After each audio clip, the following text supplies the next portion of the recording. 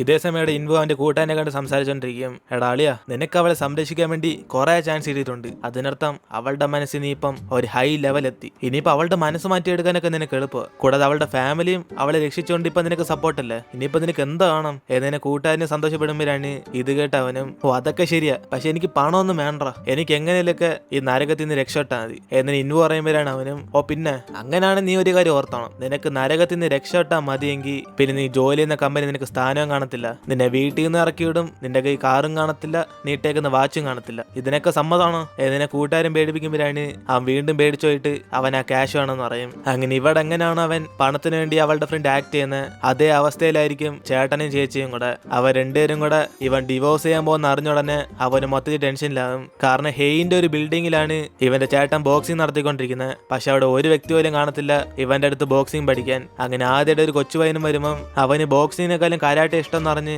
അവന്റെ അമ്മയോട് സംസാരിച്ചോണ്ടിരിക്കും. അപ്പോഴാണ് ഇത് കേട്ട് ഇൻവന്റെ ചേട്ടനും ബോക്സിങ്ങിനെ പോലെ തന്നെ കരാട്ടെ എന്ന് പറഞ്ഞ് അവൻ ആ കുട്ടിയെ മൈക്ക് എടുക്കാൻ വേണ്ടി നോക്കും. പക്ഷെ ഇത് കണ്ട് ആ കൊച്ചിന്റെ അമ്മയും അതൊന്നും കുഴപ്പമില്ലെന്ന് പറഞ്ഞ് ആ പയ്യനെ വിളിച്ചോണ്ട് അവിടെ നിന്ന് പോകാൻ നോക്കുമ്പോഴാണ് പെട്ടെന്ന് ചേട്ടനും കരാട്ടയെ പോലെ ഞാൻ തടിയൊക്കെ പൊട്ടിച്ചണിക്കാന്ന് പറഞ്ഞ് അവിടെ നിന്ന് തടി എടുത്തോണ്ട് വരും. പക്ഷെ അവസാനം വരെ അത് പൊട്ടിക്കാനേ പറ്റത്തില്ല. അങ്ങനെ തലയും കൊണ്ടും കയ്യും കൊണ്ടൊക്കെ അടിച്ച് അവസാനം രണ്ടായിട്ട് പൊട്ടിക്കുമ്പോഴാണ് ഇതെല്ലാം കണ്ടു നിന്നിട്ട് അവനും എന്നാലും എനിക്ക് കരാട്ടെ ഇഷ്ടം ചേട്ടാന്ന് പറഞ്ഞിട്ട് അവൻ അവിടെ നിന്ന് പോകും. പക്ഷെ ഇവന്റെ ഫ്രണ്ട് ആക്ട് ചെയ്യാൻ വേണ്ടി അവസാനം ആ തടിയും കൊണ്ടടിച്ച് ഇവന്റെ തലേന്ന് ചോരയൊക്കെ വരും. അപ്പോഴാണ് അവിടേക്ക് വരുന്ന ഇവന്റെ സിസ്റ്ററും ഇവന്റെ തലേന്ന് ചോര എന്ന് പറഞ്ഞ് പേടിക്കുമ്പോഴാണ് ചേട്ടനും പറയും ഈ ബിൽഡിംഗ് തന്നെ നഷ്ടപ്പെടാൻ പോകുമ്പോൾ ഈ ചോരയൊക്കെ വലിയ സീനല്ലെന്ന്. അപ്പോഴാണ് ചേച്ചിയും ഇൻവുവിന്റെ ഡിവോഴ്സ് കാരണം ഇവരുടെ ലൈഫ് നഷ്ടമാവില്ലെന്ന് പറഞ്ഞ് അവരെങ്ങനെയൊക്കെ ഇൻവു അറിയാതെ ഹെയിനെ സമാനപ്പെടുത്താൻ വേണ്ടി ഇറങ്ങും. കാരണം ഇവര് വിചാരിച്ചേക്കുന്ന ഹെയിനും കൂടെ അറിഞ്ഞിട്ട് അവര് ഡിവോഴ്സ് ചെയ്യാൻ പോകുന്നേന്ന്. പക്ഷെ അവൻ ഇതുവരെ ആ ഡിവോഴ്സിനെ കുറിച്ച് അവളോട് സംസാരിച്ചിട്ട് പോലില്ല. ഇതറിയാതെ ഇവർ രണ്ടുപേരും കൂടെ ഇവനറിയാതെ ഹെയിനെ സമാനപ്പെടുത്താൻ വേണ്ടി നേരിട്ട് കമ്പനിയിലേക്ക് അങ്ങ് ചെല്ലും. അങ്ങനെ ചേട്ടൻ ഇത് കണ്ടിട്ട് അവളെ കാണാനൊക്കെ സമ്മതിക്കുമെന്ന് പറഞ്ഞ് ഇയാൾ ടെൻഷനായിട്ടിരിക്കുമ്പോഴാണ് ചേച്ചിയും പറയും ഒന്ന് അടങ്ങിയിരി ഇറക്ക, നീ കൊറിയൻ ഡ്രാമസ് ഒന്നും കണ്ടിട്ടില്ലേ, നമ്മളെ കുറിച്ചെല്ലാം അവളുടെ കമ്പനിയുള്ള എല്ലാവർക്കും അറിയാം, നീ വേണം നോക്കിക്കോ. നമ്മളെ ഓഫീസിൽ ചെന്നുടനെ സാർ നിങ്ങൾ വെളുത്തിയോ, ഞാൻ ഇപ്പൊ തന്നെ മാഡമിനെ വിളിച്ചോണ്ടുവരാം എന്നിന് അവരൊക്കെ ഭയങ്കര ടെൻഷനിലായിരിക്കും. എന്നിന് ഇവരുടെ സംസാരിച്ചിട്ട് അകത്തേക്ക് കയറുമ്പോഴാണ് അവിടുത്തെ സ്റ്റാഫാണ് മാഡത്തിനെ കാണണമെങ്കിൽ അപ്പോയിന്റ്മെന്റ് എടുക്കണമെന്ന് ഇവരെ അങ്ങ് ഡാമേജ് ചെയ്തങ്ങ് ഇടും. അതിനെ ശിവരണ്ടി പറഞ്ഞു നോക്കും ഹെയിന്റെ ഒത്തിരി അടുത്ത ബന്ധുക്കളാണ്. പക്ഷെ അതൊന്നും കേട്ട് അവർ സമ്മതിക്കാതെ എത്ര വലിയ ആളാണെങ്കിലും അപ്പോയിന്റ്മെന്റ് എടുത്തിട്ട് കയറിയാൽ മതിയെന്ന് അവരെ നിർത്തി സംസാരിച്ചോണ്ടിരിക്കും. അപ്പോഴാണ് അതേ വഴി കൂടെ പോയിക്കൊണ്ടിരുന്ന ഹെയിൻ ഇത് കണ്ടിട്ട് പെട്ടെന്ന് ഇവരുടെ അടുത്തേക്ക് വരും. ഇത് കണ്ട് ഇവർ രണ്ടുപേരും കൂടെ അവർ ഇൻവുന്റെ ഫാമിലി എന്ന് പറഞ്ഞ് പരിചയപ്പെടുത്തുമ്പോഴാണ് ഹെയിനാണ് അതൊക്കെ അറിയാന്ന് പറഞ്ഞിട്ട് ഇവരെ വിളിച്ചോണ്ട് അവളുടെ ഓഫീസിലേക്ക് അങ്ങ് ചെല്ലും. അപ്പോഴാണ് പോകുന്നതിന് മുമ്പ് ഇൻവുന്റെ ചേട്ടൻ ആ സ്റ്റാഫിനോട് ഷോ കാണിച്ചോണ്ടിരിക്കും.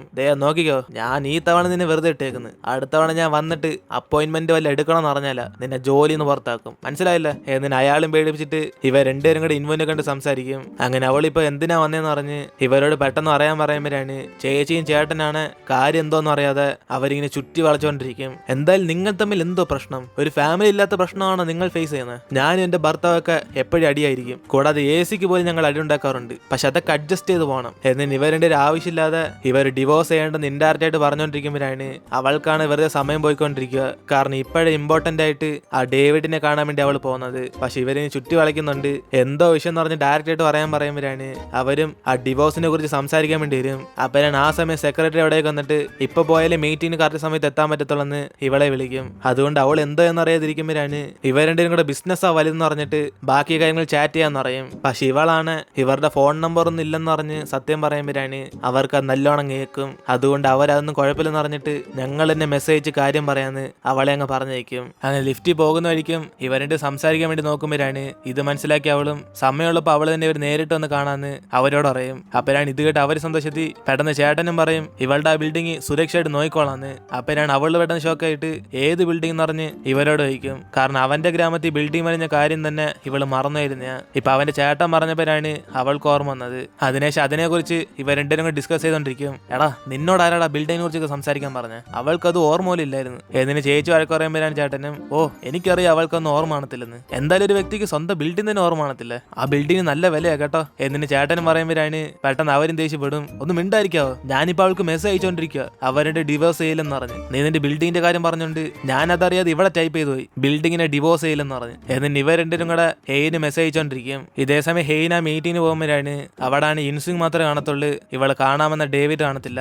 അതുകൊണ്ട് അവളും അദ്ദേഹം ഇവിടെ ഉണ്ടെന്നെല്ലാം പറഞ്ഞും ചോദിക്കും. അപ്പോഴാണ് ഇൻസിങ്ങും ഇന്ന് അദ്ദേഹത്തിന് വരാൻ പറ്റില്ലെന്ന് പറഞ്ഞ് വേറെ ദിവസം മീറ്റിംഗ് അറേഞ്ച് ചെയ്യാന്ന് പറയും. അതിനുശേഷം അതിനുശേഷം ഇവർ രണ്ടുപേരും കൂടെ ബിസിനസ്സുകാരെ ഡിസ്കസ് ചെയ്യുമ്പോഴാണ് ഇവൻ അവൾക്ക് കുറെ ടിപ്സ് തരും. അദ്ദേഹത്തിന്റെ ഫേമസ് ആയ ബ്രാഞ്ച് ഇവരുടെ കമ്പനി വരണമെങ്കിൽ ഇവർ ഡിപ്പാർട്ട്മെന്റ് സ്റ്റോറി 2 ബ്ലോക്കെങ്കിലും ആ ബ്രാൻഡിന് നൽകണം എന്ന് പറയും. അപ്പോഴാണ് ഇത് കേട്ട് അവൾ ഷോക്കായിട്ട് 2 ബ്ലോക്ക് ആ ബ്രാഞ്ചിന് കൊടുത്ത ഇവൻ പറഞ്ഞേക്കുന്ന ഡിസൈൻ അനുസരിച്ച് ആ ബിൽഡിംഗ് തന്നെ പുതുക്കി പണിയേണ്ടി വരും എന്ന് പറയും. അപ്പോഴാണ് അവനും ഇങ്ങനെ ചെയ്താൽ മാത്രമേ ആ ഡാവിഡിന്റെ അടുത്തിരുന്ന് ഈ ഡീൽ ഒപ്പിക്കാൻ പറ്റത്തുള്ളൂ എന്ന് പറയും. അതിനുശേഷം ഇവിടെ ഇൻവും കുറച്ച് വർക്ക് ഉണ്ടായതുകൊണ്ട് ആ വീട്ടിൽ പോകാതെ കമ്പനി തന്നെ ഇരിക്കുമ്പോഴാണ് ആ കമ്പനി ജോലി ചെയ്യുന്ന ഒരു സ്റ്റാഫും ഇവന്റെ ചേട്ടനും ചേച്ചിയും കൂടെ ഇന്ന് ഹെയിനെ കാണാമെന്ന് പറയും. അങ്ങനെ ഇത് കേട്ടത് അവനും ടെൻഷനായിട്ട് പെട്ടെന്ന് അവരെ ഫോൺ വിളിക്കുമ്പോഴാണ് ചേച്ചിയും ഫോൺ എടുത്തിട്ട് അവനോട് സംസാരിക്കും.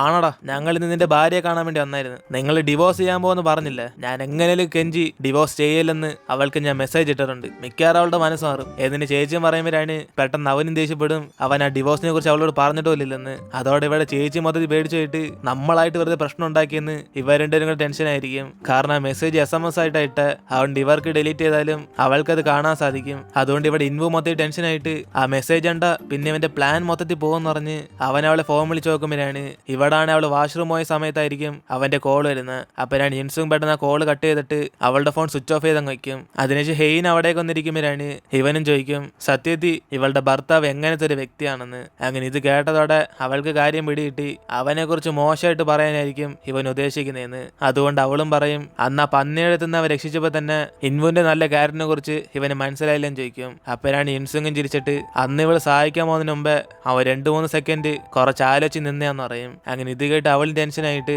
ഇവൻ പറയുന്ന പോലെ അങ്ങനെ ആലോചിച്ച് നിന്നാലും ഇവനെ പോലെ വെറുതെ നോക്കി നിൽക്കുമല്ലായിരുന്നെന്ന് അവൾ ഇൻവോനെ സപ്പോർട്ട് ചെയ്ത് കുറെ കാര്യങ്ങൾ ഇങ്ങനെ പറയും. പക്ഷെ ഇതെല്ലാം കേട്ടിട്ട് അവനും പറയും അവനെ കുറിച്ച് ഇത്തരം കാര്യങ്ങൾ പറയാണ് സത്യത്തിൽ ഇവർ തമ്മിലുള്ള ബന്ധത്തിൽ ഇവൾക്ക് അത്രയും കോൺഫിഡന്റ് ഇല്ലെന്ന്. അങ്ങനെ അത് അവൻ പറഞ്ഞോടെ ഇവൾ കുറെ ഡ്രിങ്ക്സ് എടുത്താൻ കുടിക്കാൻ തുടങ്ങും. ഇതേ സമയത്ത് ഇൻവു ആണെ കുറെ സമയമായിട്ട് അവൾ വീട്ടിലേക്ക് വരാൻ വേണ്ടി വെയിറ്റ് ചെയ്തോണ്ടിരിക്കുക. കാരണം ഇവളുടെ ചേച്ചി അയച്ച മെസ്സേജ് കണ്ട പിന്നെ ഇത്രയും ദിവസം സ്നേഹം കാണിക്കുന്ന പോലെ ആക്ട് ചെയ്തതെന്ന് അവൾക്ക് മനസ്സിലാവും. അതുകൊണ്ട് ഇവൻ ഇവിടെ വെപ്രാളത്തിരിക്കുമ്പോഴാണ് അവിടേക്ക് ഇൻസും അവന്റെ കാറുമായിട്ട് ഹെയിനെ വീട്ടിൽ ഒന്ന് കൊണ്ടാക്കും. ഇത് കണ്ട് അവനും പേടിച്ചിട്ട് ഹെയിൻ എന്തെന്ന് പറഞ്ഞ് അടുത്തേക്ക് നോക്കുമ്പോഴാണ് അവളാണ് മൊത്തത്തിൽ ഫിറ്റ് ആയിരിക്കും. അതിനുശേഷം ഇവൻ ഇൻസുങ്ങിനോട് ദേഷ്യത്തി അവൾ ഇത്രമാത്രം ഫിറ്റ് ആക്കാൻ ഇവൻ എന്തിനാ ഡ്രിങ്ക് ചെയ്യിപ്പിച്ചെന്ന് ചോദിക്കും. പക്ഷെ ഇൻസുങ്ങാണ് ഇത് കേട്ട് അവൻ തിരിച്ചൊന്നും പറയാൻ ചിരിച്ചുകൊണ്ടിരിക്കുമ്പോഴാണ് പെട്ടെന്ന് ഹെയിന്റെ സംസാരം കേൾക്കും. ഇവൻ ഇത്ര ഒച്ച വയ്ക്കുന്നുണ്ട് അവൾക്ക് സമ്മാനത്ത് ഉറങ്ങാൻ പറ്റുന്നില്ലെന്ന്. അങ്ങനെ അതും പറഞ്ഞ് അവൾ ആ കാറിൽ നിന്ന് പുറത്തേക്ക് വന്നിട്ട് ഇൻസുങ്ങിന് ബായ് പറഞ്ഞിട്ട് അവൾ വീട്ടിലേക്ക് കയറി ചെല്ലും. അങ്ങനെ ഇവനെ കാണുമ്പോഴൊക്കെ അവൻ അറിയാത്തന്നെ അവന് ജലസാവും. അതിനുശേഷം അവൻ അവൾ വീട്ടിലേക്ക് വിളിച്ചോണ്ട് പോകുമ്പോൾ ഇവളെന്തിന് ഇത്ര ഡ്രിങ്ക് ചെയ്തെന്ന് ചോദിക്കുമ്പോഴാണ്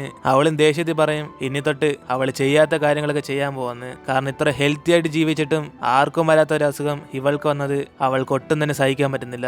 അതുകൊണ്ട് ഇനി തൊട്ട് ഇവള് ലൈഫിൽ ചെയ്യാത്ത കാര്യങ്ങളൊക്കെ ചെയ്യാൻ പോകുന്ന പറയുമ്പോഴാണ് അവനാണ് ആ സമയത്തൊക്കെ എങ്ങനെയൊക്കെ അവളുടെ മൊബൈൽ എടുത്ത് ആ മെസ്സേജ് ഡിലീറ്റ് ചെയ്യാൻ വേണ്ടി നോക്കും. അപ്പോഴാണ് ഇവളും പറയുന്നത് എന്തായാലും 3 മാസത്തിൽ മരിക്കുന്നുണ്ട് ഇവള് ചതിക്കുന്നവരെയൊക്കെ കുത്തി കൊല്ലാൻ പോവാന്ന്. അങ്ങനെ ഇത് കേട്ടതോടെ ഇൻവും പേടിച്ചിരിക്കുമ്പോൾ അവൾ അവനെ കണ്ടിട്ട് പറയും ഓ ഇൻവു നീ എന്തിനാ പേടിക്കുന്ന, എനിക്ക് നിന്നെ നല്ല വിശ്വാസമുണ്ട്, ഞാൻ നിന്നെ ഒന്നും കുത്തി കൊല്ലത്തില്ല, പിന്നെ എന്റെ കേസൊക്കെ നീ വേണം നോക്കിക്കോളാൻ. എന്നിട്ട് ഇവളും പറയുമ്പോഴാണ് അവൻ അവളുടെ നിന്ന് ബാഗ് വാങ്ങിച്ചിട്ട് ഇവളുടെ ഫോൺ എവിടെ ചോദിക്കും. അപ്പരാണ് അവളും ഓ എന്റെ ഫോൺ ആ ബാഗ് ഇല്ല എങ്കിൽ പിന്നെ ആ കാറിൽ തന്നെ ഞാൻ മറന്നു വെച്ചെന്നാ തോന്നുന്നത്. എന്നിട്ട് ഇവള് പറയുമ്പോഴാണ് പെട്ടെന്ന് അവൻ അങ്ങ് പേടിച്ചു പോകും. എന്തുവാ എങ്കിൽ പിന്നെ ഇപ്പൊ തന്നെ നിന്റെ ഫോൺ ചെന്ന് എടുത്തിട്ട് തരാം. എന്നിട്ട് ഇൻസുവിനെ ഫോൺ വിളിക്കുമ്പോഴാണ് അവള് പെട്ടെന്ന് അവളുടെ പോക്കറ്റിൽ നിന്ന് ഫോൺ എടുക്കും. മൈ ഡിയർ ഹസ്ബൻഡ് ഫോൺ എന്റെ പോക്കറ്റിൽ ഉണ്ടായിരുന്നു. അയ്യോ ഇതാരണ്ട് സ്വിച്ച് ഓഫ് ചെയ്ത് വെച്ചേക്കാണല്ലേ. എന്നിട്ട് അവളത് ഓൺ ചെയ്യുമ്പോൾ ചറ പറന്ന മെസ്സേജ് ഒക്കെ ഇങ്ങനെ വന്നോണ്ടിരിക്കും. അതോടെ അവന് മേടിച്ച് ഓടി ചെന്ന് ആ മൊബൈൽ അങ്ങ് തട്ടിക്കളയും. അപ്പരാണ് ഇതുകൊണ്ട് അവൾക്കൊന്നും മനസ്സിലാവാതെ എടാ നീ ഇപ്പൊ എന്തുവാ ചെയ്യുന്നത് എന്നിന് അവനോട് ചോദിക്കും. അപ്പരാണ് അവനും ഞാൻ എന്തോ ചെയ്യുന്നതെന്ന് എനിക്ക് പോലും അറിയത്തില്ല, പക്ഷെ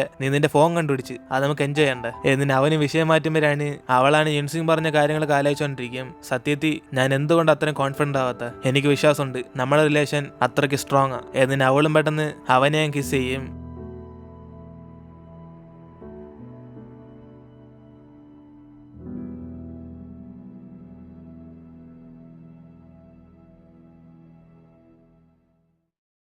അങ്ങനെ ഈ ഒരു സീനോടെ നമ്മൾ ഇന്നത്തെ എപ്പിസോഡ് ഇവിടെ എത്തിയിരുന്നു. വീഡിയോ ഇഷ്ടപ്പെട്ട വീഡിയോ ലൈക്ക് ചെയ്തിട്ട് മറക്കാതെ നിങ്ങളുടെ ഫ്രണ്ട്സിനും കൂടെ ഷെയർ ചെയ്യുക. സോ ഇനിയിപ്പോൾ നമുക്ക് അടുത്ത എപ്പിസോഡിൽ കാണാം.